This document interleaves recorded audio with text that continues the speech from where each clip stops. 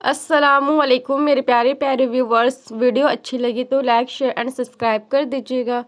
جیسے پھول تھک جاتے ہیں نا خوشبو بکھیرتے بکھیرتے، ویسے ہی انسان بھی تھک جاتا ہے رشتے نبھاتے نبھاتے۔ اس کو نہ بھول جانا اس عارضی خوشی میں، ایک موت کا بھی دن ہے 2 دن کی زندگی میں۔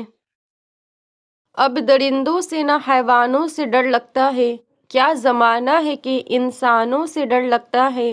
عزت نفس کسی شخص کی محفوظ نہیں، اب تو اپنی ہی نگاہ بانوں سے ڈر لگتا ہے۔ خون ریزی کا یہ عالم ہے کہ اللہ خیر کرے، اب مسلمانوں کو مسلمانوں سے ڈر لگتا ہے۔ ہمیشہ چھوٹی چھوٹی خوشیوں کا اچھے دل سے استقبال کرو، کیونکہ انہی کے پیچھے محبتوں کا سیلاب ہوتا ہے۔ زباں چلنے لگی لب کشائی کرنے لگے، نصیب بگڑا تو گونگے برائی کرنے لگے۔ ہمارے قد کے برابر نہ آ سکیں جو لوگ، ہمارے پاؤں کے نیچے کھدائی کرنے لگے۔ وفا کی جنگ مت کرنا، محبت بیکار جاتی ہے۔ زمانہ جیت جاتا ہے، محبت ہار جاتی ہے۔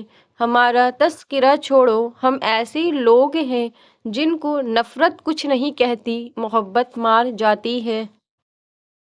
جھکو صرف وہاں پر جہاں تمہیں جھکانے کی ضد نہ ہو۔ ہمیشہ ان لوگوں کا چناؤ کریں جن کو عزت دینے پہ وہ خود سے بڑھ کر آپ کو عزت دیں، اور یہی بہترین لوگوں کی نشانی ہے۔ امام علی رضی اللہ تعالیٰ عنہ نے فرمایا، ضعیفی سے پہلے جوانی کی قدر جانو۔ جاہل ڈھول کی طرح ہوتا ہے، بولتا بہت ہے لیکن اندر سے خالی ہوتا ہے۔ حضرت آدم علیہ السلام نے اللہ سے گزارش کی تھی، جو شخص مجھے دفنائے گا اسے قیامت تک زندہ رکھنا۔ آدم علیہ السلام کو دفنانے والے حضرت خضر علیہ السلام ہیں، جو ہمیں نظر نہیں آتے۔ شیطان کو اولاد آدم میں زیادہ سونے اور زیادہ کھانے والا سب سے زیادہ پسند ہے۔ رسول اللہ صلی اللہ علیہ وسلم نے ارشاد فرمایا، نیک لوگ یکے بعد دیگرے دنیا سے گزر جائیں گے، اور ان کے بعد بھوسے یا کھجور کے کچڑے کی طرح لوگ دنیا میں رہ جائیں گے، جن کی اللہ پاک کو ذرا بھی پرواہ نہ ہوگی۔ انسان صدقہ خیرات کرے تو سب سے پہلے اپنے قریبی رشتہ داروں کو دیکھے کہ کہیں ان میں سے کوئی تکلیف میں تو نہیں، اپنے ہمسائیوں کو دیکھے، اپنے دوستوں کو دیکھے، اپنے نوکروں کو دیکھے، پھر دنیا میں جا جا کر خیرات کرے۔ اپنی بیٹیوں کو اداکاراؤں جیسا نہیں بلکہ فاطمہ بنت محمد صلی اللہ علیہ وسلم جیسا بنائے۔ محبتیں بانٹو، نفرتیں تو پہلے ہی بہت پھیل چکی ہیں۔ ظلم اور غرور کی سزا دنیا میں ضرور ملتی ہے۔ نامحرم کا قرب وہ آگ ہے جو وجود کی پارسائی کو خشک لکڑیوں کی طرح کھا جاتا ہے۔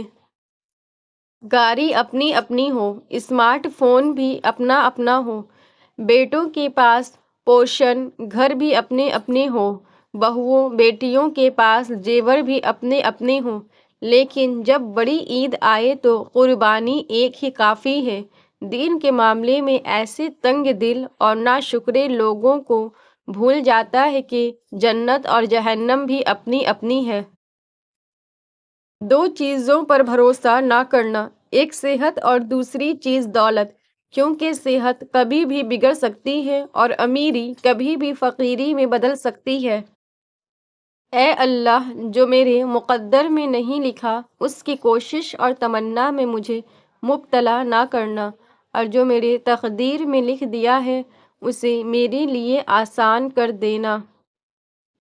منزل ملے نہ ملے بات کی بات ہے، ہم کوشش بھی نہ کریں یہ غلط بات ہے۔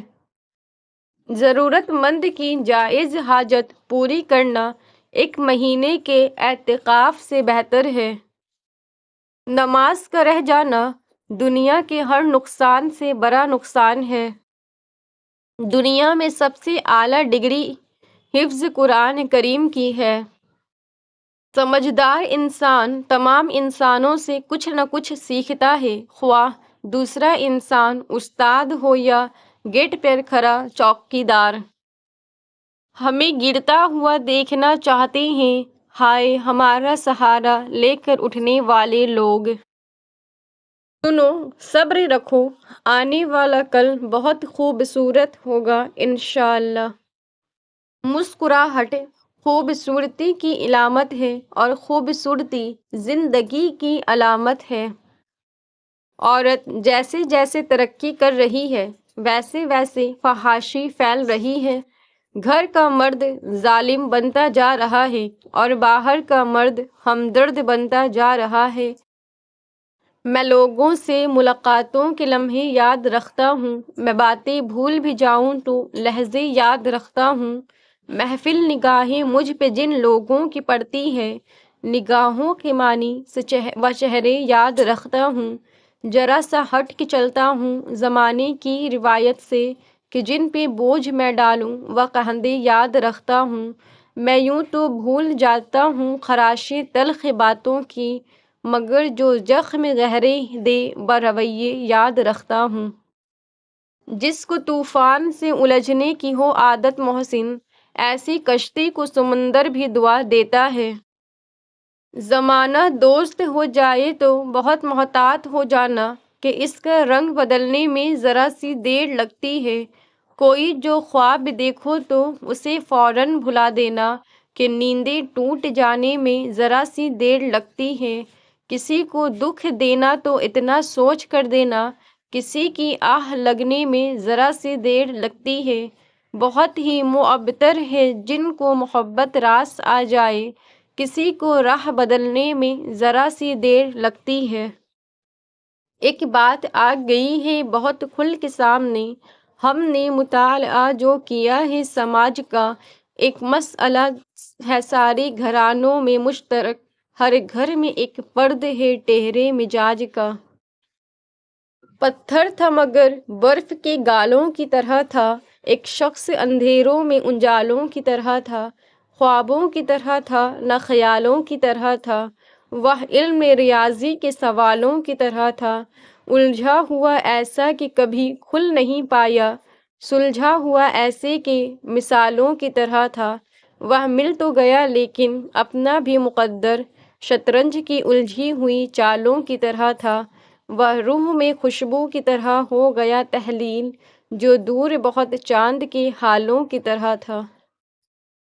کپڑے جسم کو ڈھانپ لیتے ہیں لیکن گفتگو ایک پل میں انسان کی اوقات دکھا دیتی ہے۔ لوگ دیوار کی اس پار نہیں دیکھتے، شکل اچھی ہو تو کردار نہیں دیکھتے۔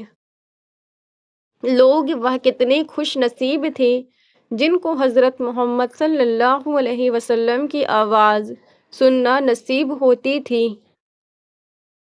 ہم اکثر ان لوگوں کی تلاش کرتے ہیں جن سے ہم محبت کرتے ہیں اور ان لوگوں سے بے خبر رہتے ہیں جو ہم سے محبت کرتے ہیں۔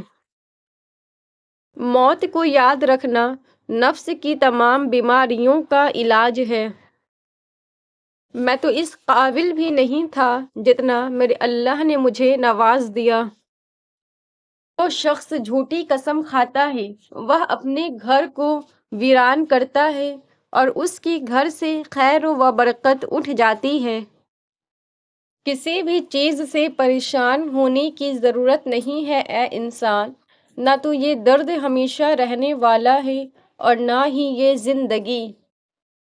بے شک انسان اپنے گمانوں سے مارا جاتا ہے اور بدگمانیوں پر پچھتاتا ہے۔ بے شک انسان خسارے اور شر کا سودا بڑی ہی فخر سے کرتا ہے۔ بے شک غرور اللہ کی صفت ہے اور اس کے علاوہ کسی کو نہیں سجتی۔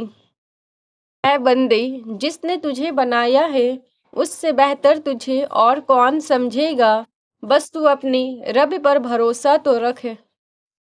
جو عورت عطر لگائے اور پھر لوگوں کے سامنے سے گزرے تاکہ وہ اس کی خوشبو سونگھے تو وہ زانیہ ہے۔ رخ انسان کو یا تو ریت کی دیواروں کی طرح ڈھا دیتا ہے یا چٹان کی طرح خردرا اور سخت بنا دیتا ہے۔ ریت شیشہ بن جائے تو ہاتھ لگانے والوں کو اس طرح زخمی کرتی ہے کہ وہ دوبارہ ہاتھ لگانے سے ڈرتے ہیں۔ اپنے اوپر اذکار کی چادر اوڑھو تاکہ انسانوں اور جنوں کے شر سے تمہیں پناہ مل سکے، اور اپنی ارواح کو استغفار کے ذریعے تحفظ دو تاکہ دن اور رات کے تمہارے گناہ معاف کیے جا سکیں۔